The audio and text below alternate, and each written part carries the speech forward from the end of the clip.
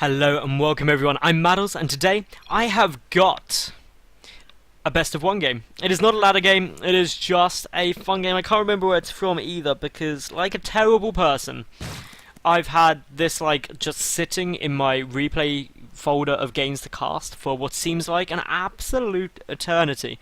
I really want to say it's the Aces Team Story Cup.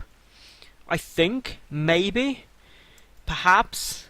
That'll do. Let's just say it's that, and it makes things really easy. But I do know who the two players are, and that makes things very exciting. So, up in the top left position, we've got the blue Zerg, who, although looks like a barcode, is actually Scarlett. And the opponent down in the bottom right, we have got the red Terran. It is Apocalypse. So, Scarlett v Apocalypse, a Terran versus Zerg, which I seem to have just somehow cast quite a few of in the last couple of days. Again, just pure chance that I just happened to be casting those. I went through a period where I was only casting TVPs, which was pretty entertaining, I must say, but I've got a secret love for ZvT and PvZ. I really enjoy them. I think they're just such a good matchup. Really quite dynamic and fun to watch, so that's always fun. But anything that's not a mirror matchup is always pretty cool. Although, having said that, TVT, I do quite like TVT. I like all the matchups, and this is actually quite a blessing, because if I didn't like a matchup as a caster, it would always mean that any time I cast it, I'd just be sitting there and slightly bored, which is never something you really want. Unless, of course, you're playing it. Now, if I had to say matchups I don't like playing, ZvZ is so up there. It is so ridiculously stressful. If anyone follows me on Twitter, you will have noticed last week I was having a good little whine about how much I hate Zerg versus Zerg. And that is because of all of the matchups, that's the one I'm worst at. I've played random quite a bit and I just cannot cope at all with ZvZ. I don't know why. If it gets into the mid and late game I'm fine, but Bling Bling Wars, just can't cope with it. No idea why, it's just one of those things that's really awkward and quite frustrating.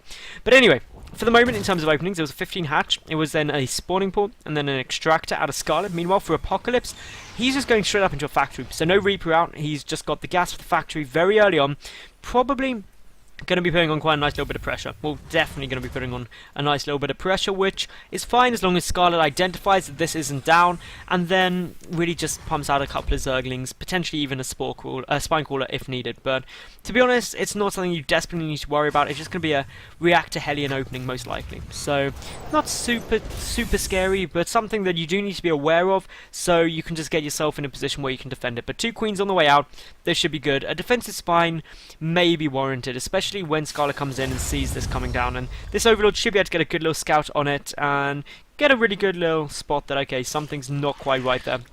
Or at least, it's not an early command center if that factory's done so early. So, it's going to come in, we'll get a nice little scout out, we can see already the 4 Zerglings are there, sees that, yeah, straight away sees that landing, so knows there was a switch off coming, and therefore knows that the reactor's there. The expansion coming down straight after this for Apocalypse, so that's all fine. Scarlett now, with the 2 queens just popping out, the first inject is going to be hitting. This is all looking really quite nice and good. Metabolic boost already on its way, and the Zergling's just going to be moving forward just to confirm whether that expansion's there or not, because this is actually a good tell. If you don't see this expansion, you've got to be worried about starport. If you do see that down, then you're probably pretty safe knowing that it's just going to be a Hellion expand. So that's all good. Meanwhile, switch coming on after that. The command center is just on its way down. We've got a couple of additional Zerglings on their way, but there's now the starport, so it's delayed later than it would have been otherwise. A Widow Mine now on its way, so this kind of 2 Hellion pressure going to be followed up with Widow Mine drops, which is always fun. There's the defensive spine crawler as expected. The Queen's going to try and get a block off on the ramp. Aren't quite going to be able to get there in time. That means the Hellions could have run up, but with only 2 of them there, it would have been a big commitment and not really going to be able to gain very much, because one would have died in the process to the Zerglings. Speed very nearly done for Scarlett here.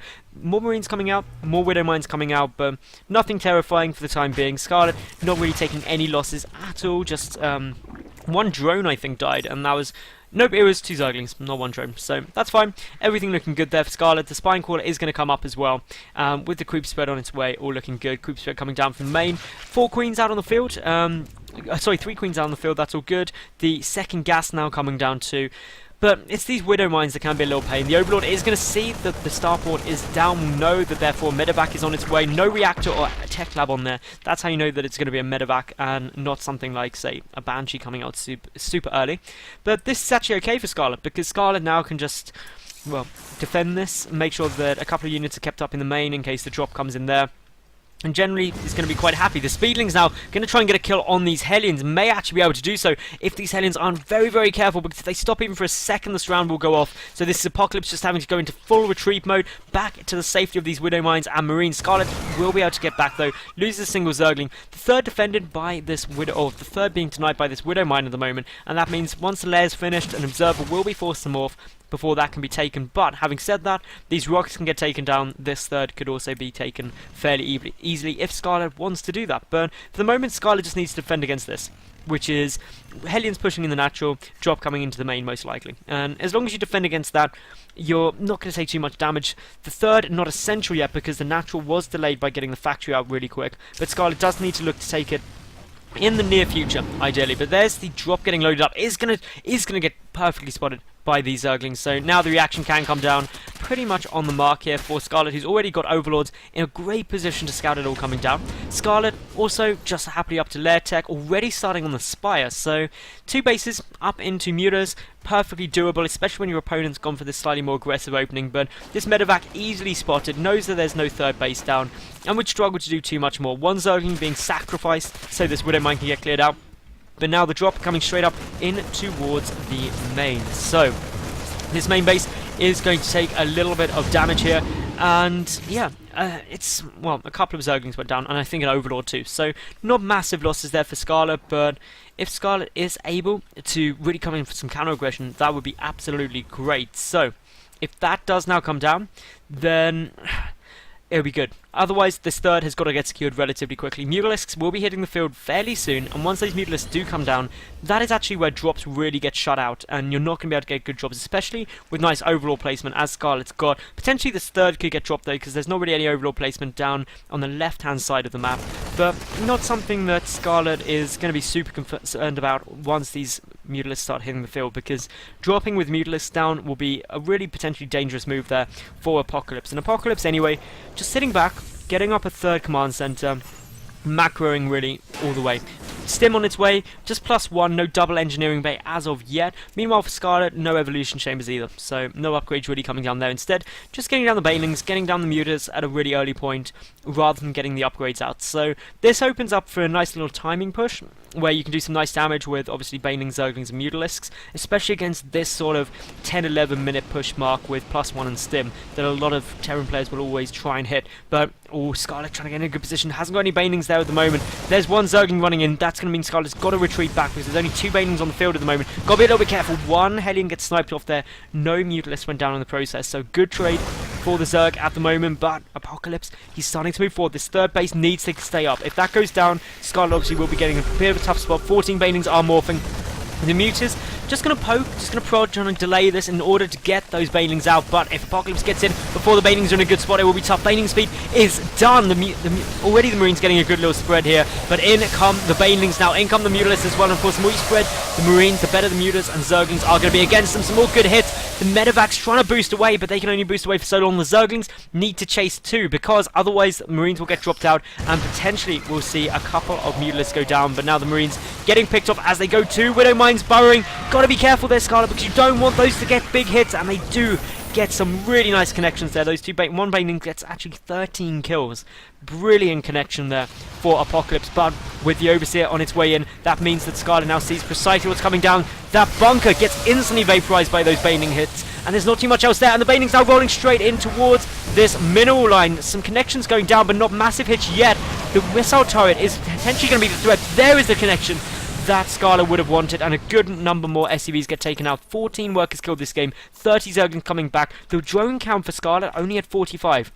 This third only being used for production at the moment because Scarlett smells blood, thinks she can come and end this, and very well could. The Marine count incredibly low for Apocalypse, desperately trying to get up the additional bunker and supply depot to recomplete this wall off, but already the worker count for Apocalypse down to 40 to 45 drones. But this aggression that is no doubt going to continue could be pretty tough. The Marines trying to get a couple of shots off, but in come the banelings. They are straight away going to start connecting. Punch straight through. Hellbats are going to be good though against this. The mutalisks need to focus those down fairly quickly. The Marines are, the banelings coming in towards the SCVs. Big detonations there Massive numbers of workers killed, 28 down, and still more are dying. There's very little in terms of defense here. The Muta flock is incredibly low number though, so that means pushing up this ramp could be a little bit tough unless more banelings do come out. But the Zerglings and Mutalisks are going to be able to clean out the vast majority of these supply depots, and the medevacs have got to be careful about moving forward. The Zerglings are just going to clean these out, and Scarlett has now knocked Apocalypse down to just one base for the time being and can keep this pressure on, even going to knock out a good 300 resources there from those supply depots, and could even lead to a potential supply block if it's able to do it. But the Hellbats are going to try and shut that down. The Mutalisks trying to take those out as quickly as they can. The medevacs are going to be providing a lot of support. With only 3 mutas there, it could be tough doing that, but another good baning hit means that still, for the time being, this is not an army that Apocalypse is going to be able to threaten Scarlett with, and Scarlett getting up a 4th hatchery behind this, just making sure that economically staying really far ahead. The drone count up to 63 now, which means that a couple more can come down to the 3rd in order to fully saturate that. The upgrade's now only just getting started at like the 15-minute mark for Scarlett, but that means she's going to get +1/+1. Also got +1 flyer attack on its way, but the big thing is this 4th hatchery, because that is actually putting Scarlett 2 bases ahead, even with that 3rd orbital command there. The SCV count incredibly low, 25 to 74 drones. Economically, Scarlett's in a great spot, and that actually pushes a huge amount of pressure onto Apocalypse's side of the court, that he's got to make sure that he deals some damage, because otherwise Scarlett is just going to have no problem going complete macro mode. As we see, pathogen glands, hive all on the way, upgrades coming down, drone count looking comfortable. This drop has got to do some nice damage, this push out has got to do some nice damage, but all the while Mutalisks are running about. Those mutas just don't want any drops coming down, but the drop is going to be able to come and hit into the 3rd base. That single Hellbat there is actually going to make it a lot more effective against Zerglings trying to defend. The drone's even trying to delay it back, but in come the Mutalisks, and they are what are essential, because if you start using these Mutalisks to pick off the Hellbats, actually they do a nice job. But in the center, we do have more Marines pushing forward. Zerglings on their way out. Scarlett droned really heavily there, and actually didn't leave much in terms of defense. No banelings, but still, this is a very small force of Apocalypse, and after the resupply, well, Scarlett, if she pumps a good number of her lava into units, won't have a problem defending this. Up on 8 gases as well. The hive nearly finished. A macro hatch on its way. Greater Spire could come down. We could also potentially see the Ultralisk Cavern come down, and it is going to be the Ultra Cavern on its way. So that just means that with the Infestors that are now just starting to hit the field, a couple of good fungal growths, Ultras can close up the gap and really just om-nom their way through all of the infantry that Apocalypse could be trying to throw at the Zerg. Adrenal Glands also on its way. 3-2 upgrades coming down for infantry. Compare that up against, of course, 2-2 that's only just now getting started. That's an upgrade lead for the infantry of the Terran, but just sheer numbers and supply, Scarlett's in a good spot. The 3rd is now just secured for Apocalypse, but no mining occurring yet. The first SCV's just transferring down. But Scarlett has got to make sure that she keeps on the pressure. Even though massive worker lead, you don't want a Terran player building up a sizable force. So just banking up couple of resources. The first Ultras have got to start coming down really quite soon, because that's when actually you'll start getting a really strong force. The Infestors now just on their way out too. The first Ultras on their way out. And all while these Ultras are on their way, actually Scarlett can get into a really comfortable spot. This is really now Scarlett's game to lose. And Apocalypse is doing a good job of coming back into this, just really making sure that all of the SCV cycles are hit, all of the bases are taken as quickly as they can be, and just trying to go for drops, because that's how you can really counteract an opponent who is getting ahead of you in supply, is to try and drop them, keep them back defending, giving you chance to get ahead. But it's these upgrades that are going to be really beneficial. 2-2 is about to kick in for Terran infantry. Compare that to 1-1 for the Zerg army. Just means that an upgrade advantage will allow a better cost-effective trade, but it's the Ultras that could cause the problem. 1 or 2 good fungal growths, and suddenly all of the infantry melts to the Ultralisks once they close up the distance, and the Banelings there too. So this is something that clearly Apocalypse does have to be cautious of, but Scarlett can't afford to just throw away. Mutalisks got to make sure that they stay up and alive, and Overseer is going to get taken down. The mine count actually is only at 7, most of them being used defensively for the time being. So Scarlett just macroing up, getting more Ultras out. We see the first 3 are on their way through. The additional 3 on the way through. That's going to take us up to 6. The Infestor count